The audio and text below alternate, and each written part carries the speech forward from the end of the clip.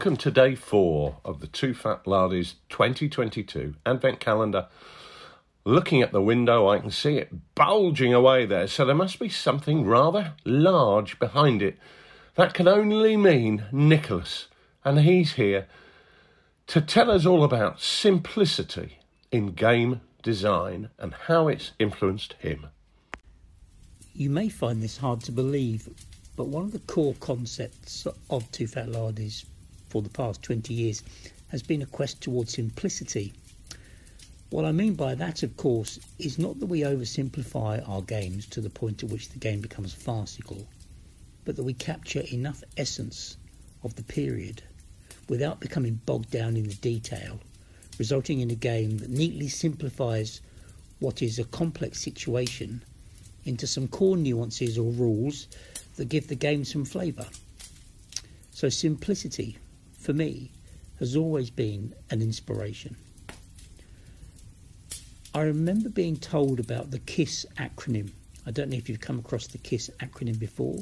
Keep it simple, K-I-S, and sometimes with an added S on the end. Keep it simple, stupid. I have a belief which still stands firm in wargaming that we are, when it comes down to it, a bit nerdy, and that in that nerdy kind of way we like to get into the detail. And I guess I'm as big a detail nerd as anyone.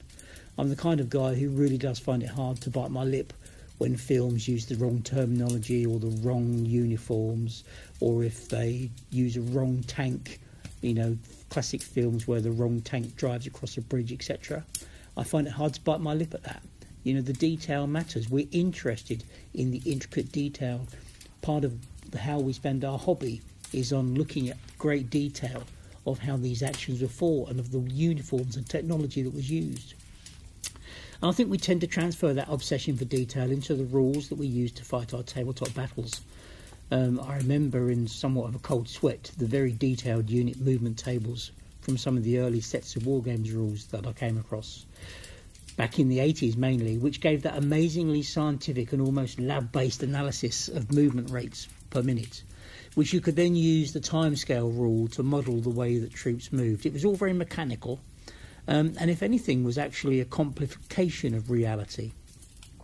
So nowhere is this more true than in Age of Sail wargames, you know, Nelsonian, lines of battle, etc., where you needed to have an engineering or mathematical mindset to understand what tended to be a very seriously worded and meticulously detailed rules of how you sailed a ship of the line.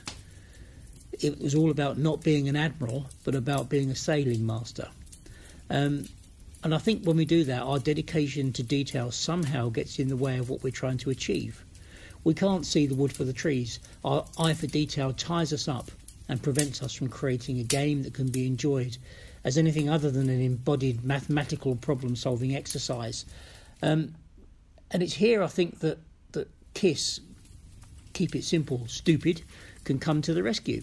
Because what we're trying to do with a war game, I believe, is apply that other scientific definition of a model. Yeah, a scientific definition which is not one that we can put together with super glue, but in which the model is a simplification of reality. So this means that if we're simplifying reality, instead of going deeper and deeper into intricate detail, we can, at least at the rules presentation end of things, present a simple model that captures the key essences of the action we are trying to fight. A brilliant example of this is in Age of Sail games. So traditionally an area in which your time as a gamer will be swallowed up just as intensively with rigging and sail settings as it might be in tactical thinking. And our nerdy need for detail draws us into the intricacies of sail setting when it doesn't need to, not for a good game.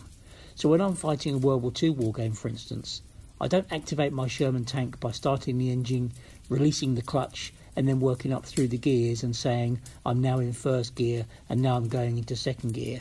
What I do is I abstract the level of involvement to the point that I need to, and I simply say, my tank is driving down this road. What gear I'm in doesn't matter. What struck me with Kiss Me Hardy, which is a rule set for Napoleonic Naval, about which I still feel really proud almost 20 years on from writing it, is that we could make the game more appealing to non-nautical nerds, for want of a better word, by keeping it simple. and making the decision making about movement, for instance, much closer to that of a Sherman tank. I can do that because in my war game I'm the Admiral of the Fleet. And the Admiral of the Fleet doesn't really bother about what sail setting your individual ship has. He's interested in taking the fight to the enemy.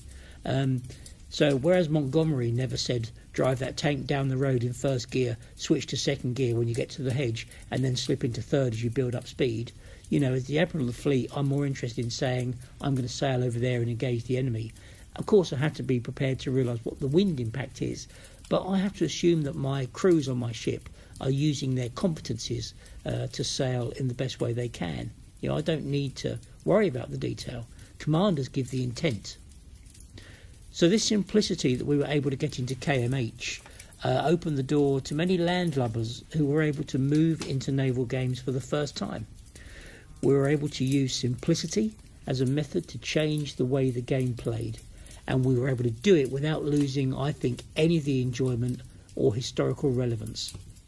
And now, believe it or not, 20 years on, we are still applying the simplicity rule. It's actually a core methodology of ours. How can we achieve this outcome more easily in a way that increases playability and gives more time for players to focus on the key challenges that your commander really should be focused on? You might think that's a surprise when you pick up a 64-page rule set, but the simplicity is a key driver. It's so important to us, and it's a real inspiration. And whenever we find a way to simplify what we're doing, I go home a happy chappy. So, keep it simple, stupid.